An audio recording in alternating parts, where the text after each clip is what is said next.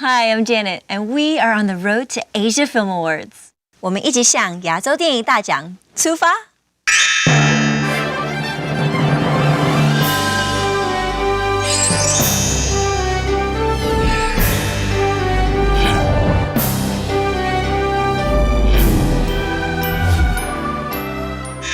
Once famed as Hollywood of the East, Hong Kong cinema has boosted leadership in both quality and quantity. As this status is waning in recent years, the question now is, how do filmmakers who stay in Hong Kong strive on? 其實數量下跌係一件幾唔開心嘅事啦。因為我記得我讀緊大學嘅時候，我喺浸會第2年嘅時候，嗰一年香港電影係做咗一個紀錄嘅364部電影嘅，即係平均一日就開一部戲嘅。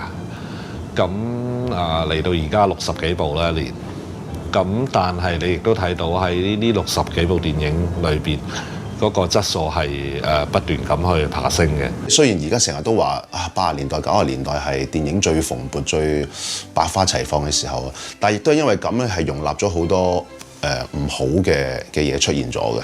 咁無論係創作上嘅風氣啦，或者係一啲主題上面嘅嘢咧，都多好多唔好嘅電影嘅。咁其實而家縮細咗，咁只係個餅就梗係細咗啦。咁同一時間就係話要保留得到喺度嘅人咧，就可能喺個質量上邊反而係要提高。如果唔係，你就好容易會被淘汰。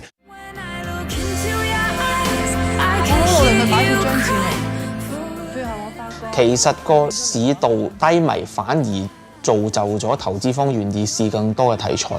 因為當你最好景嘅時候，有一啲題材係一開就會賺錢嘅，咁投資方就會唔會願意？就算你創作人好想試其他，但係投資方都唔願意你改變你嘅題材。即係譬如80年代，你可能必須要拍動作片、拳頭枕頭，咁去到90年代，你又必須要拍好多武俠或者槍戰嘅片。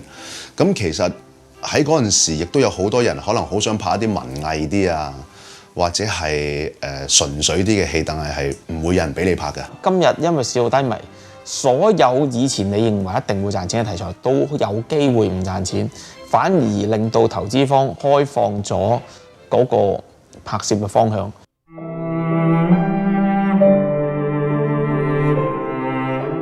我覺得第一件事咧，即係你個數量減少咗，其實反映咗投資嘅謹慎啦。即係唔會再好似以前咁，我有邊個明星搭邊個明星喺暑假檔上，或者喺邊個檔上，我就可以開一部戲啦。起碼第一件事有完整嘅劇本啦，咁有一段頗長嘅時間俾投資者去消化嗰個投資究竟係點做啦。即係你話香港人想睇咩嘢，估到就發達啦。但係最重要一樣嘢就係，至少你俾創作人有一個創作嘅空間，俾佢去試，俾佢去做。咁如果係好睇嘅，香港觀眾實支持嘅。我覺得最凄涼嘅地方就係你連佢試都冇得試，咁香港觀眾連睇嘅機會都冇。香港政府咧，其實呢幾年隨住電影發展局嘅組成，咁其實都好用力幫咗我哋好多忙嘅。我喺內地可能要封條街，要拍場戲，我要使好多錢啦。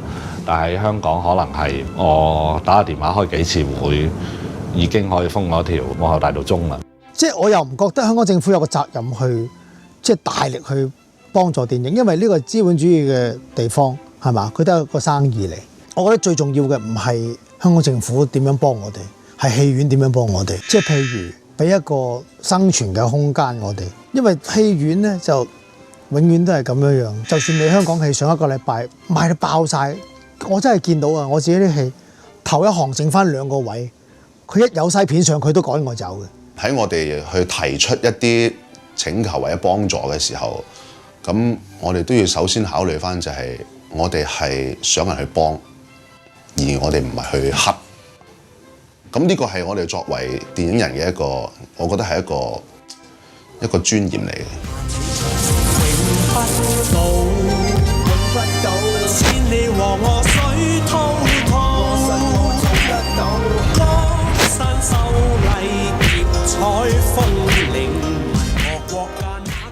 Instead of reminiscence, a glorious past should drive one forward.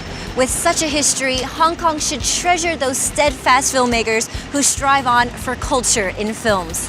It is the hope that Asia Cinema will celebrate diversity on the international stage.